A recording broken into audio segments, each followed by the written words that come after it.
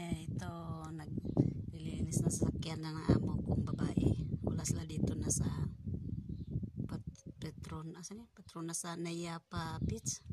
Andun sila naliligo sila mga pamilya, sa Lunes pa sila uuwi. Ako lang mag-isa dito, iniwan sa bahay. At pinalinis ako ng sasakyan niya. Ayan po. Ganito ang buhay ko. Wala akong pahinga ngayon kasi bukas, Linggo, hindi ako maglilinis. Sa Lunes na sila darating. Konti na lang lilinisan ko sa loob ng bahay. Mag-map na lang at saka vacuum yun na lang para makapahinga na ako kasi ngayon grabe, sobrang init at saka dami kong trabaho ngayon. Hindi pa ako tapos. Ang oras ngayon mag-alas 6 na. Yan dito sa sasakyan.